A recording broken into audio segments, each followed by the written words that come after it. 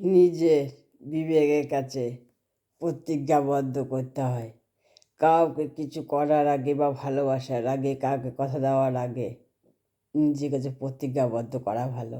যাকে বেছে নেওয়া যাবে তাকে কখনো অজুহাত দেওয়া যাবে না বা ছেড়ে দিয়ে চলে যাওয়া যাবে না।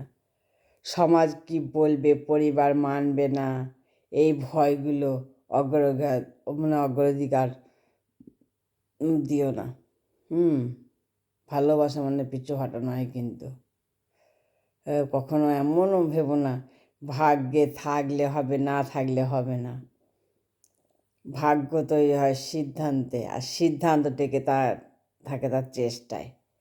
এমন মনোভাব নিয়ে ভালোবাসা, নইলে ভালোবাসার পথে পা দিতে নেই।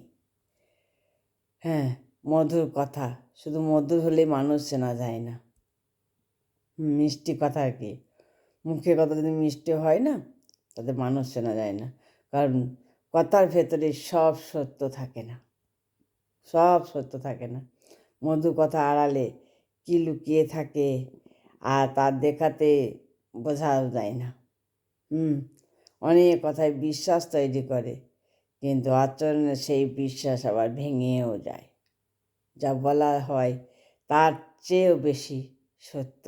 মানুষ কী করে বলে, কি আর কখন কি করে, এর জন্যই শুধু কথা নয়, মানুষ বুঝতে হলে তার ব্যবহার দেখায় যথেষ্ট।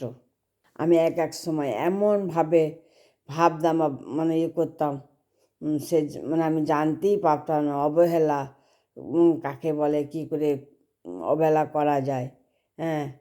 সেই একটা অভিজ্ঞতা বা মনে হলো আমার।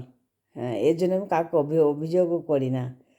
নিজের কষ্টগুলো নিজের মধ্যে আমি চেপে ধরে রাখি। এর ভরসা ছিল এই নিশ্চয়তায় আমি সহ্য করব। প্রশ্ন আমি কিন্তু তুলব না, কখনো প্রশ্ন তুলব না। ভালোবাসার নামে নিজেকেই ছোট্ট করে তার পাশে দাঁড়িয়ে থাকবো দরকার হলে, বারবার।